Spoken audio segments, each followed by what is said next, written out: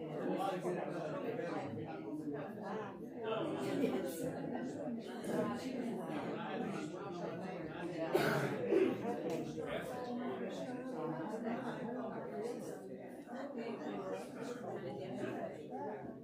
morning.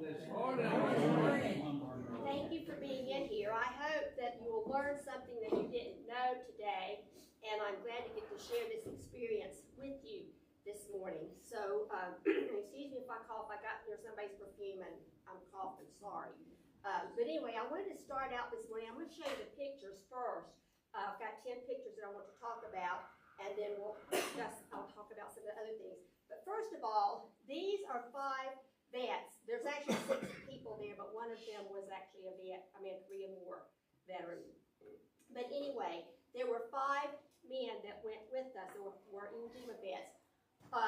There's one that's not pictured on here because he was so busy dancing 2 nights before this. We got ready to leave. We went to a place to eat and just have a nice evening together after all the stuff we had done.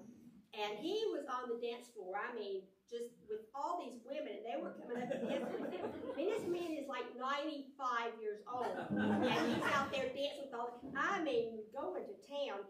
Anyway, he must have worn himself out because he didn't get to go with us on the airplane. He was not feeling well. And I so hated that, but I had met him last year. But anyway, so there's one other one besides these guys, and it was amazing. Everywhere we went while we were on this trip, people just clapped and stopped, and I mean, traffic just stopped. And it was an amazing experience to go, but to be with the survivors, it was even more awesome.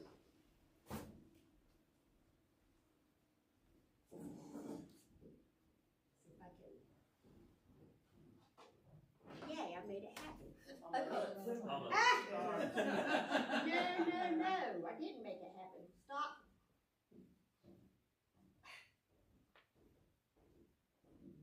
Okay. When you go there, it's interesting. They've got a whole section marked off that's the American side, and a whole side marked off that's the Japanese side. And these were a lot of the Japanese delegates and people that were there. Actually, the Emperor and Empress of Japan were there, but they did not have them where we could take pictures of them. But anyway, you can see, I mean, it's a big deal that they do this one day each year. Iwo Jima, they had told us it wasn't open. It actually is. They do have military presence there, a small military presence there, just basically to take care of things. But as far as going to Iwo Jima, you can only go one day a year. And so it's, like I said, it's a big deal. Now, I hope the next picture's right. Yes. This gives you an idea of looking. I want to talk about this in a minute, but notice here how this color is different from this color here in the sand. And it's not sand. We'll talk about that in a minute. But in this right here, that's actually all volcanic ash. But you can see from here that there is some grassy area on Iwo Jima, and there you can see Mount Suribachi that we were walking up to. This was one of the pictures I got on our nice long walk, and I think you can probably look at this and tell it was not an easy walk going there. It's when you get off the plane, it's the same runway that they used during World War II that we fly into. There's a short runway, so you keep looking and thinking, are we going to stop before we hit the water? But this is exactly, I mean, they just keep people there basically to maintain it on the island. But anyway, you can see the difference in the colors, but this is all volcanic ash. They said there, if you watch that movie, The Sands of Iwo Jima, there's no sand on Iwo Jima. And that's one of the things they will tell you right off the bat. There might be some sand along the ocean, you know, the water when you get off right there at the beach. But this is all volcanic ash that can be brown or a bronze color or black or white, depending on what the temperature was at the time when it erupted. And in fact, Iwo Jima, Mount Suribachi had erupted a couple of months before we left, and they were watching to see if we were going to get to go or not. But it was not bad, so we did still get to go. And then this is supposed to be the last picture. I don't know why it's here, but anyway, we hope the others are in here. this is what you see. We were flying when we were leaving the island.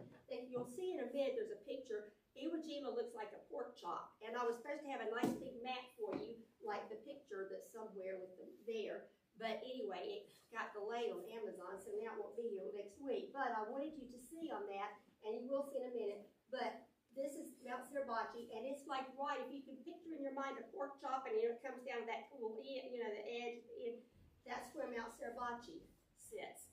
And you can actually see in the top of it there. I hope you can see it from where you're sitting. Where that it erupts there at the top, and it's beautiful. The ocean and everything there is so beautiful. I know why my dad wanted to stay in that area of the world when he was over there.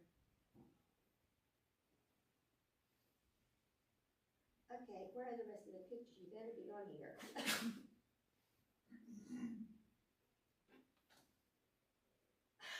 There's 10 pictures on there, and I checked to make sure they were all 10 on there. On my computer, they're 10.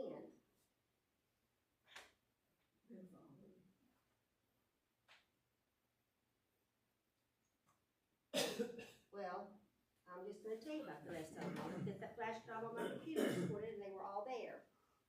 But anyway, one of the other pictures that we had that I want to show you was like when the men got off their boats to get onto Iwo Jima. I cannot believe how dangerous it was because they had to get in those little, you guys would know, I don't know what you call those little tiny boats that they would get into, but to have to go across to get onto the island from the ship because the Navy took our guys over there.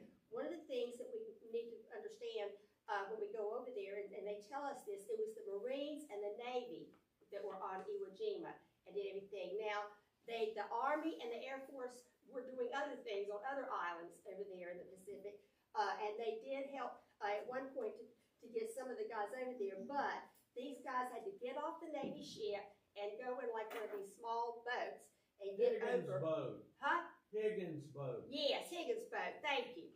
I've got that in here, but that was for later. But anyway, they would go in the Higgins boat across in the water, and you look out the ocean and see all the ships out there. I don't know how they got from their ship to that area. I mean, you start to realize how dangerous it is, and I mean, you knew it is anyway.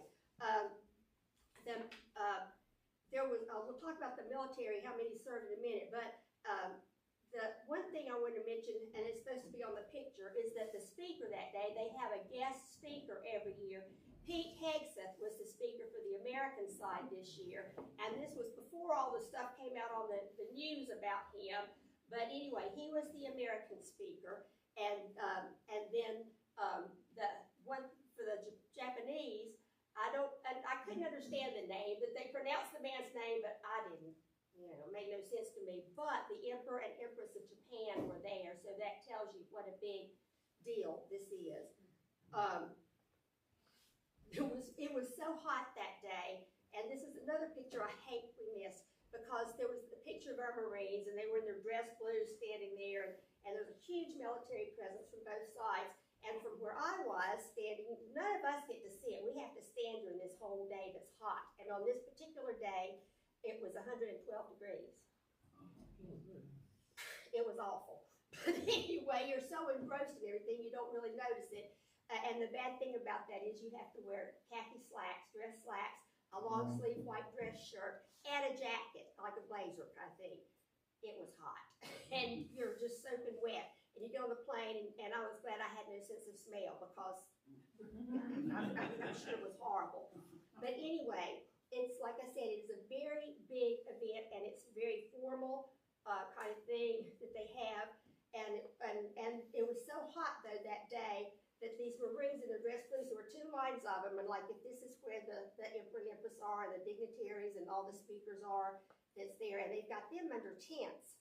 Well, here, they've got these rows of Marines standing in their dress blues, and there's some presentations going on. I'm seeing this one on the second row back going, and I'm thinking, he's not going to make it through the rest of this time here. And all of a sudden, he just goes, plop, and hits the ground. Nobody moved. They just kept going. Those guys around it didn't do a thing. Nobody did anything. There was a female, I don't know what you call her, but she was in the Navy too, but she was a female, and she came over there in a bit with a bag of ice and just started going up to all the guys, like putting it on their necks and holding it there for a bit, and because it was, you know, the temperature, it was just amazing. I'm surprised that some of us didn't fall out on the thing. The one picture that I really wanted to show, and this is my favorite picture of the whole thing, showed the American flag, our stars and stripes, beside their flag that's white with the big red ball. And I thought, to see those two flags there together and see us there, Americans and Japanese, there together, that was my moment of the whole trip, to see that. I mean, I still have chills thinking about looking at that and seeing those flags and thinking about the cost of this, not in lives, but money, just so, and emotions, the cost that was in World War II, but especially that battle on Iwo Jima. It was something else. But then you saw the picture that we're leaving, when we're leaving Iwo Jima.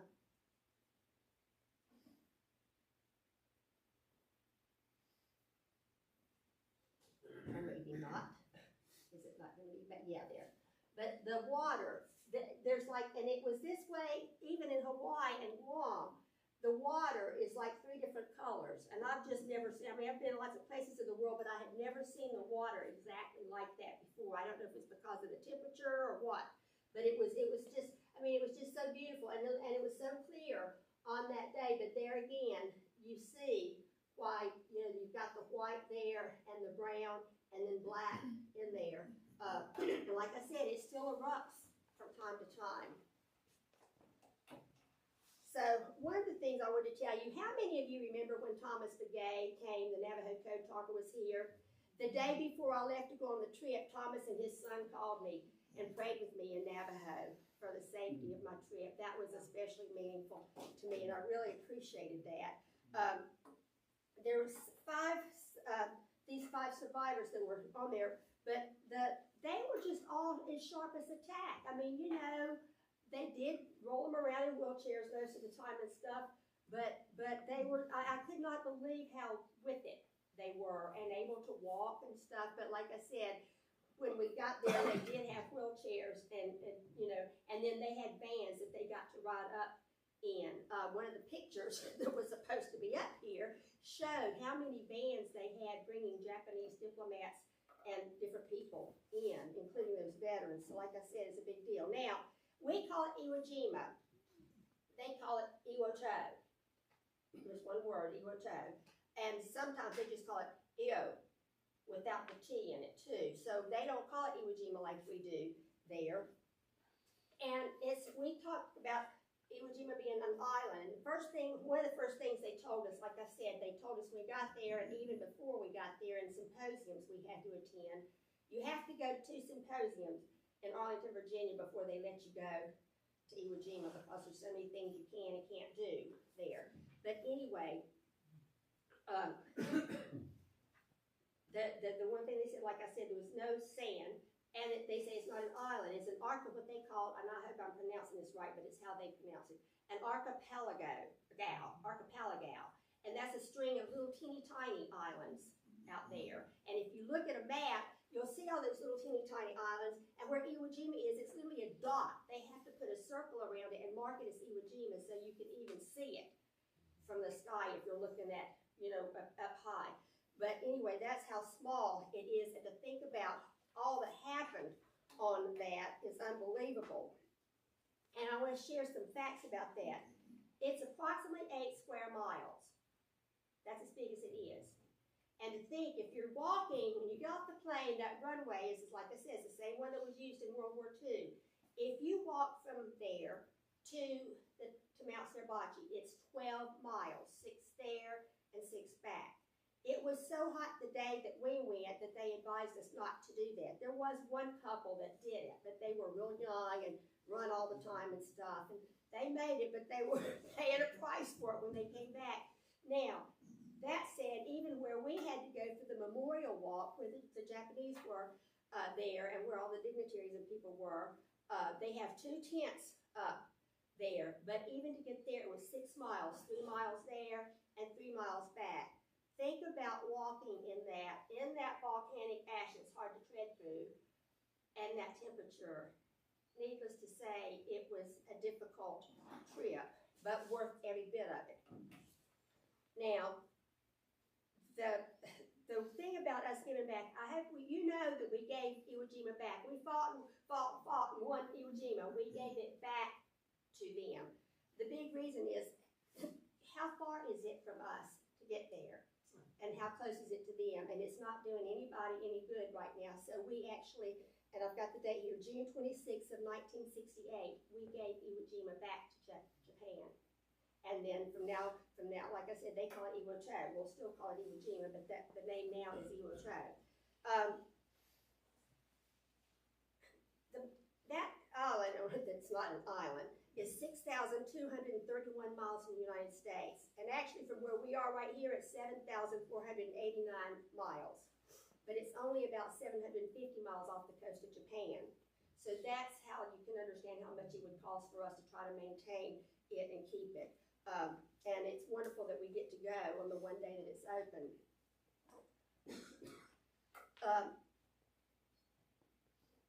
We talked about the 8 square miles. Okay. So they think that there are at least still 10,000 or more bodies of Japanese on that island, because they had dug so many tunnels and underground caves and different, what you want to call them, that they called them in their language, but that's what it amounted to. And they were hidden everywhere. And of course, the Americans realized that, and they started throwing whatever in there, you know. And so there's still so many bodies underground. They're not even sure that we have all the American bodies off the island. And when you're walking over there and thinking about all these people that are still under that volcanic ash, it's just mind-boggling.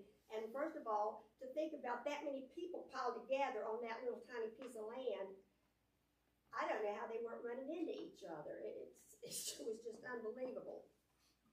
I had an uncle that was over there. How many of you have ancestors or relatives that were on Iwo Jima? Anybody in here? We've had former members. That were, I thought, yeah, I had heard that. I didn't know if anybody in here had, but I wanted to see. My dad remembers when Pearl Harbor was bombed. He had a brother that had just come home the day before from the Army, and he went out that night with a bunch of his friends, and he came in the next morning, and that was the morning that they announced that Pearl Harbor had been bombed. Anyway, my dad said he remembered my uncle coming in during breakfast and said, Pearl Harbor has been bombed, I'm going back in. He said, I'm going to go and join the Navy, because if I go back in the Army, I'll be killed. So he took off and left and joined and went. He wound up on the USS New York, which was one of the ships at Iwo Jima. And he was in communications. And so literally, I mean, you know, they say the crow's nest, he had just come down from the crow's nest when one of the Japanese bomber planes took off the crow's nest. And for my whole life, he was like this. He never got married till he was like up in his 60s. And I thought, you idiot, he married a woman that had 8 kids. And I thought, that was worse than Iwo Jima. Anyway, and you'll see the picture of the USS New York over there at Pearl Harbor. I hope you get a chance to look at some of those things. And I do want you to make sure on the end of the table you see the 2 bottles. That is the volcanic ash, so you can look at that and see it. And you'll see another little tube that's got some there, and you'll see a thing with the flag raising, some different things. I want you to look at the Monopoly board down there. It's a World War II Monopoly board, and I bought that for my grandchildren at a big auction thing they had for World War II and to help make money for these vets to go. And it's got signatures of Iwo Jima survivors on it. I told the kids they can't play with it. But there's already a fight about who's going to get it when I die. Anyway, there's so many things that happened on Iwo Jima. It's just hard to describe everything.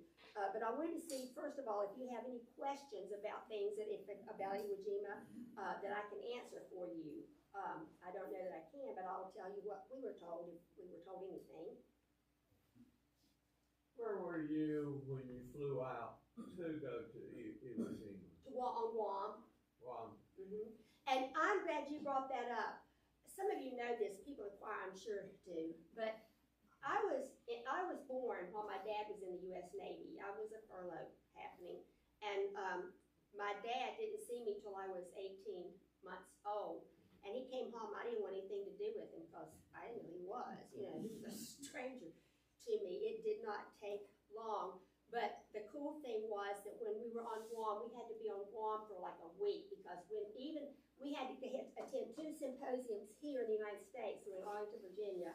And then when we were on Guam, we had to go through all kinds of classes and things too. Like I said, they don't just let you go. And so we had to go through all kinds of classes and things that were there. And it was just amazing, the stories and the things that they did. But while we were on Guam, on one of the tours they took us on, they actually showed me the base where my dad was when I was born. So that was really a heartfelt moment for me. And Rick is not here. I have to say this. And I hope Rick gets to see this, but I'm going to send him a note and tell him, if it weren't for Rick McClory, I would have never gone on this trip. Some of you know that I was invited to go last year to Iwo Jima.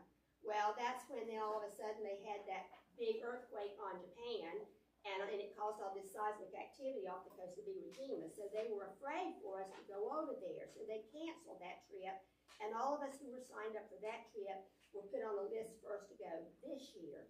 And so, you know, they didn't get to have that. But I remember last year when I had been invited to go, I was so excited. I thought, oh, my dad would be so proud. I can't wait. I looked at the date, and it was Easter Sunday, was Iwo Jima Day. And I went, church organist, for the church organist, that's the most important day of the year, even more so than Christmas time. It's Easter Sunday.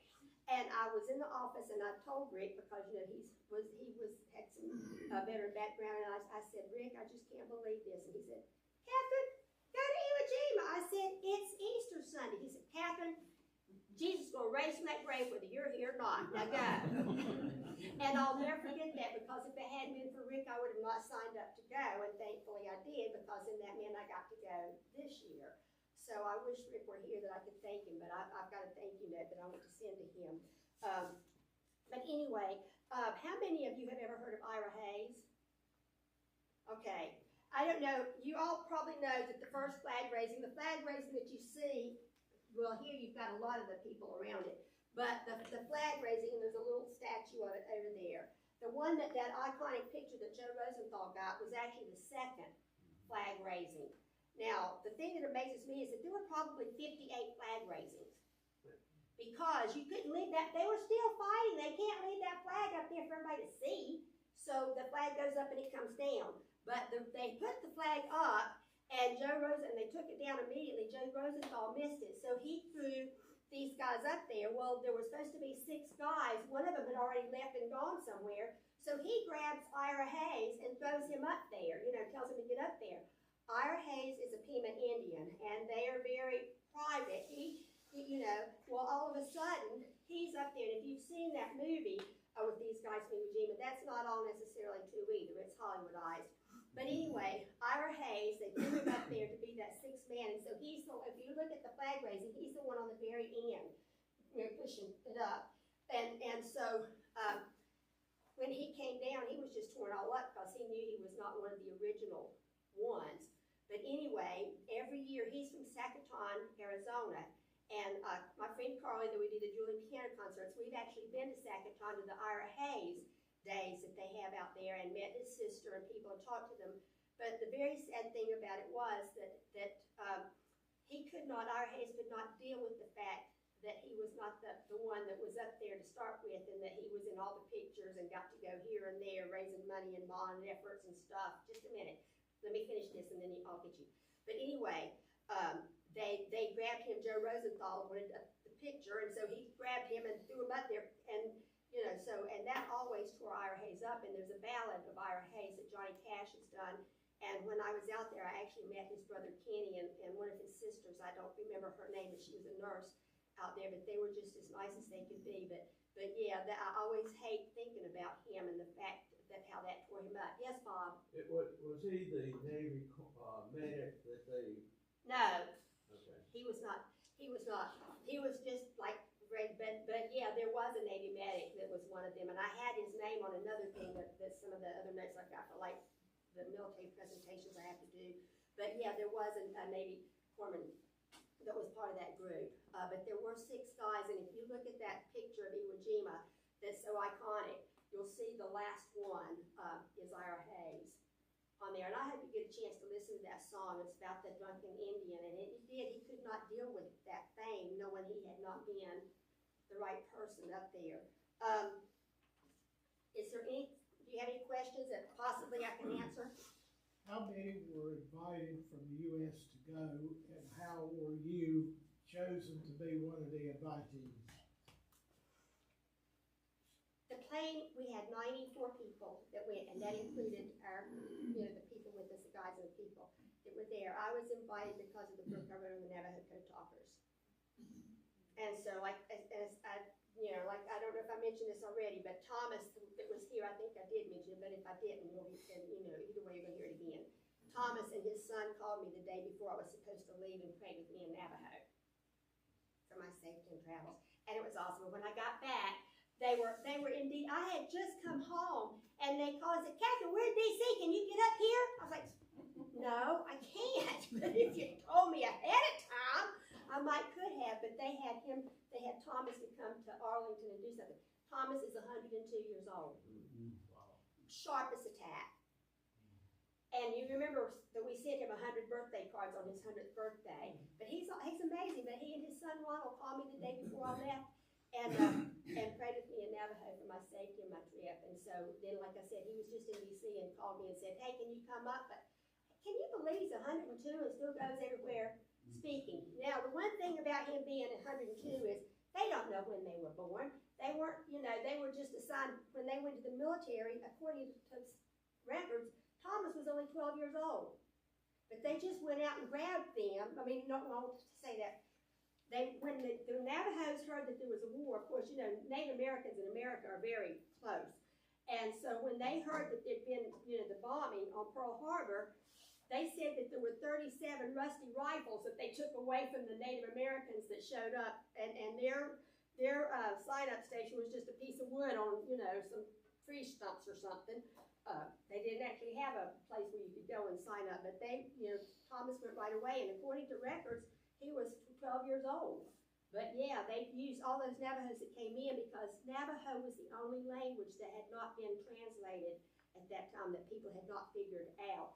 And it's still not completely figured out, but a lot more so than it was then. But yeah, Thomas was one of the ones that went in as a code talker, and he was on Iwo Jima there too. He was one of the people that was there. Just thank God for him. I can't believe that he stays in touch with me. So I hope y'all will forgive me when his birthday comes up. If he's still around in February, I'm going out there. And this summer, I'm going to try to get out there. He said, you need to come and see us. I said, well, when you're in D.C., why don't you call me? It's a lot closer. But anyway, you have to understand, I hated history growing up. I hated history. I wasn't there. I didn't give a rip. And now, and I guess it's because of these Navajos, I can't get enough of history. I love history. I love all the things that go on about it. And so, I don't know how many of you know this, but because I wrote the book on the Code Talkers, the Army has asked me to do one on the Black Seminoles. So I've been out there with a lot of their descendants and actually I got to smoke a peace pipe. I was very proud of myself. But anyway, we were in this cave hidden where their relatives hid. And in the last 2 weeks, I've been contacted about writing a book for the Air Force on the Tuskegee Airmen. So I thought, oh, wow, this is cool. Now what do I do for the Coast Guard and other people? But, and like I said, I hated history, but it has, the military has become a big part of my love of things. So, any other questions? Catherine, has Thomas been back to one of these annual celebrations? Well, I take that back. Yes, was it 2 years ago? Well, it was not during the pandemic, but anyway, he was invited to go a year. So yeah, he has been, and I'm trying to think if it was last year or the year right before the pandemic, but he has been back. Now his son Ronald always goes with him, and Ronald was here, you met. But he still goes, and like I said, they flew from Albuquerque over to, D.C., and he spoke in D.C., and was in Arlington, just recently, and and I can talk to him. I can tell he's a little weaker, and I he was in one of the pictures I was supposed to have that I can't get to show up. It worked just fine when we looked at it at home, but anyway. And I'll try to still bring those pictures or put them on a sheet so we can hand it out and you can see all the pictures that I had for this, because I really wanted you to see those. I'm not the photographer. Mark Barton goes with me to take all the pictures for books and stuff, but I wasn't going to pay that much money for him to go on this trip with me. So, but my pictures turned out well, I thought. But anyway, other questions? I talked to you before, you said something about the book, Flags of Our Fathers. Yes. And you said that was not. Oh, they hate that book. That book, and you know, we see these movies see and the the Sands of movies, Iwo you see the Jima and movies. all that stuff. Oh, it's so Hollywoodized. And that book, the Flags of Our Fathers, is the most respected, if you could call it that. But even that is you know, it's not exactly accurate. But yes, you know, and it's funny because when you're writing, you're going by hearsay from people because you weren't, you know, none of these books have been written by the people that were actually there. The ones that we know of, you know, the books that we're, you know, coming for us now. But, you know, and the thing of it is, and you'll know this yourself, if you've been in an accident, a car accident or something, you know, it just happens that fast, and your brain, you remember what you think you remember, but it's always not just exactly accurate. Well, this year was the 80th anniversary of Iwo Jima, and that's why it was such a big deal. They did a whole lot of things that they had not done otherwise. And I want to say something, Bob, about the Guam thing. We had to stay on Guam for a week to go to all these classes and do all these things to learn about Iwo Jima before we went too. But they took us to eat one night at this place, and it's right there on the water. It was great. In fact, they took us there twice to eat because it was so good and the people enjoyed it so much. But in that place, there is a room about the size of our little kitchen area back there that's full of all these artifacts and things. They found one day through going through stuff, a guy hidden in a cave in Guam. He didn't know the war was over, and he'd been in there for like years after it. And they've got all these newspaper articles about him and different things that they found in the cave with him that he found. So he just lived off the land and stuff, had been there all these years. And there's no telling how many more people you know, did that too in certain areas. But it's very interesting. If you ever go to Guam, it's Jeff's Pirate Cove. That's what it was called. That's the restaurant. And they've got this wonderful little history area. They're like a little museum in it. So does anyone actually live on the island then? Not to live. There is a military presence there. So they do have a few guys that are there that just to kind of oversee things and keep things going. And the airplane hangar that we were in wasn't even as big as this kitchen. All that stuff is just like it was in World War II.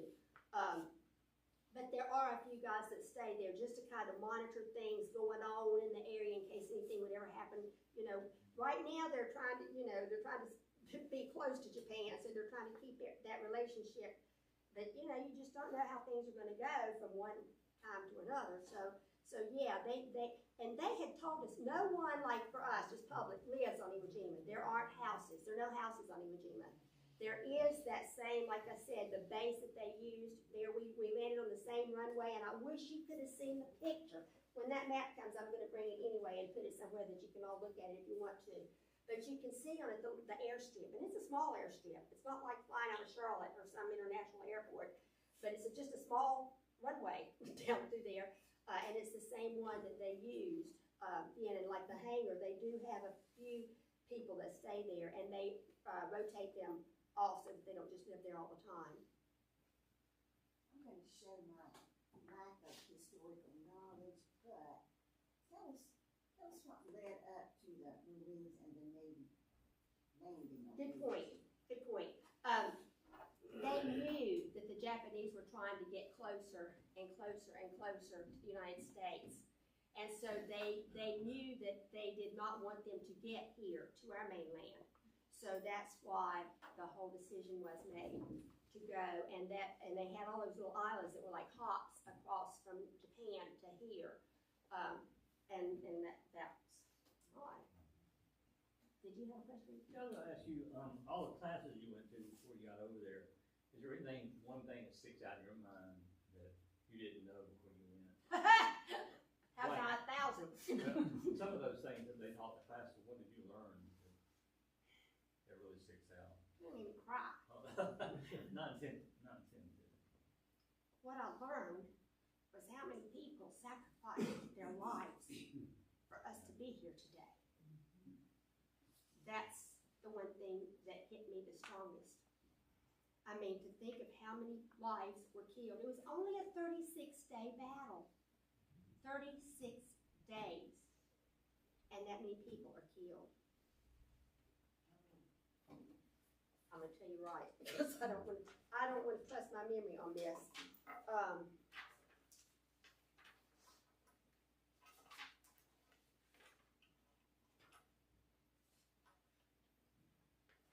Come on, I've got this. I wrote it down. I made sure I had this, Susan, because I figured.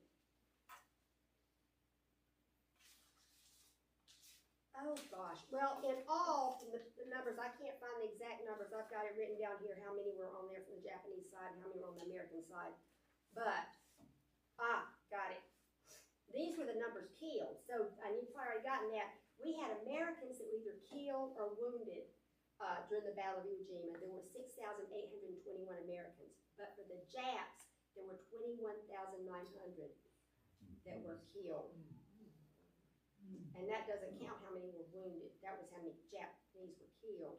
And like I said, the reason there was so many was just such, I mean, it's a small island. It was such close contact, you know, with each other. And the bad thing was, well, I just can't believe, you know, there's been a lot of questions about should Iwo Jima have happened? You know, but if it hadn't, you know, you got to think of that two ways. I know when I've had to go to all these classes and symposiums and things, and hearing the vets talk about it, and all these big war historians, there's a big debate about whether Iwo Jima was worth it. But it did get us closer to Japan, ultimately, and they said if it hadn't been for Iwo Jima, that we would have never beaten the Japanese. So that part is important. There was one thing that I just saw here that I wanted to make sure I told you. So when we gave Iwo Jima back to the Japanese, it was on June 26th of 1968. So that's how long. We still had this partnership with them. I guess you could call it a partnership, but anyway, we gave the island back to them because it was not worth it for us to take care of it anymore.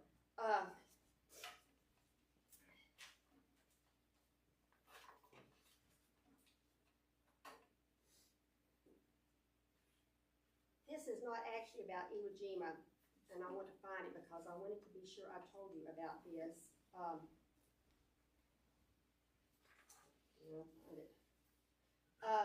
This has, here it is. Now this did not happen at Iwo Jima, but it was during the war.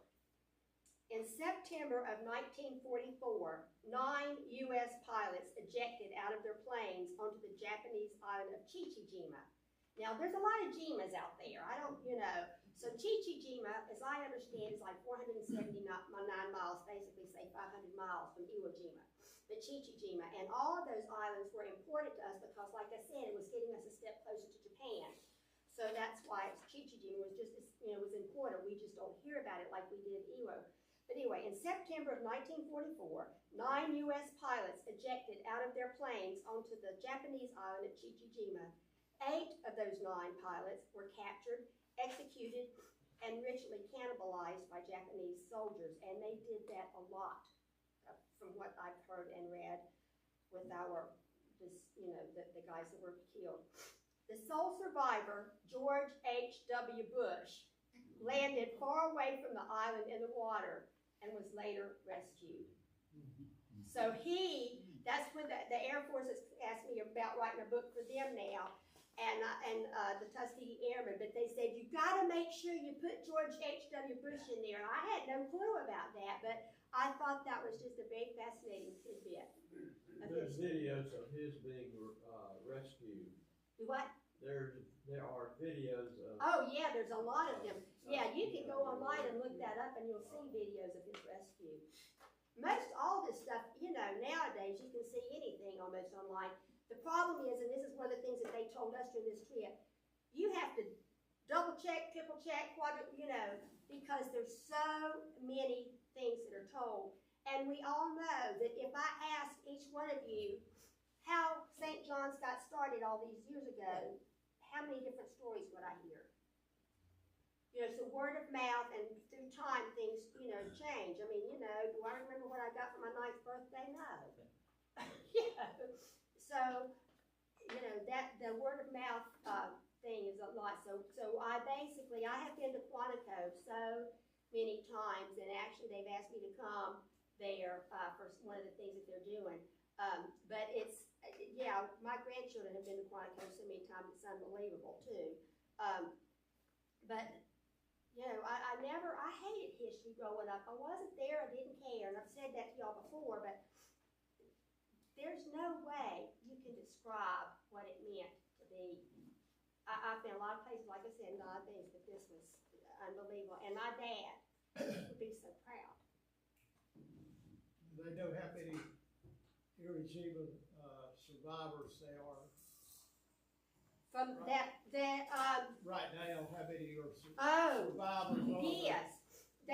From what now again, is what I've been told. I can't say this is proof or true. I'm just telling you from, what I've heard. But when we were there, those guys, let's see if I can get back to that picture. Jesus, come on, please let me get back to that one picture. Yeah, can you imagine hiking up that thing in that volcanic ash? I was looking at that picture and I still can't think. I went walking over there. These guys are the only ones that they know of that were Iwo Jima survivors. How about the Japanese side? There were more of them, but not a lot. We actually met some of them when we were over there because it was a joint thing, But there were. But then you have to think there were more of them in the battle than there were of our guys too. So the ratio would throw that off somewhat. But I don't remember how many they told us, but it seemed like it was like 30 something. I'm not going to say that for sure, but I'll see if I can look that up, Jim, and let you know. And you said the people that still on there just for maintenance and all, are Yes. they all Japanese or are they? Yes, they are all Japanese. We gave it, like what I said, we gave it back to them that day. It was just too costly for us to be over there. And since and two, one of the reasons on that is, like I said, I think I mentioned, but they want to keep that partnership as close as they can with Japan because we don't want to go to war against them. So they're trying to keep that relationship there. And that was one of the things that they kept honing in on, that this is important, that we stay friends with Japan, But yeah, they are all Japanese. They wouldn't let us take pictures of them, the people that were there, but yeah, and there's only a handful, just enough, and they change off. They don't just stay there all the time. They change off after I think it was like 3 months or 6 months or something, but it's not. They don't stay a year at a time. I know that. But. Is the volcanic thing still? Yes, it is still erupting. In fact, it erupted several weeks before, well, not several, a few weeks before we left to go. And I thought, and it was on the news, and I thought, oh my gosh, this means we're not going to get to go again. But then they did contact us, and they said, yes, we're still going. And I'm going, Joe, this is great. This is great while we're over there now, But anyway, and I was the kid that grew up, always had my escape plan. If the house ever caught on fire, how would I get out? So. But like I said on that picture there, come on.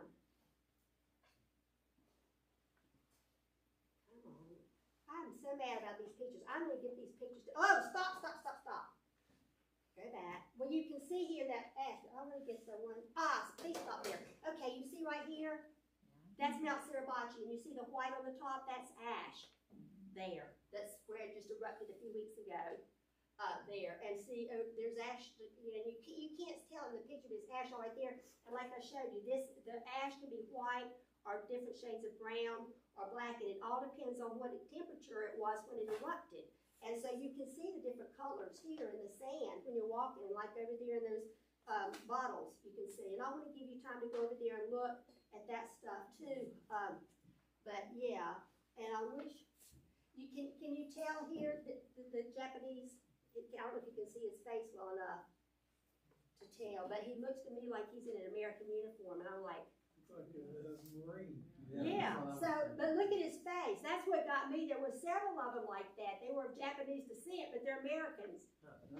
So I thought that was interesting too. And that's one reason I like this picture of him there. And I did I mention about the guy passing out? I thought so. But that was so funny when the woman was behind him with the ice packs going down the line of them. And you can start to see them waver. And they just fall and nobody do anything. But, I mean, they did when it was over, but not during the presentation. And the one thing I did note was when the emperor, and you would not believe how many white vans there were that brought all these dignitaries and stuff in. There was one picture I had, and I'm so angry. What I'm going to do is get a sheet and put all these pictures on it and have it out there that you can just pick up on the sheets and tell about it. So, okay. All right, Pastor Matt, thank you for inviting me to do this. Well, thank you so much for sharing.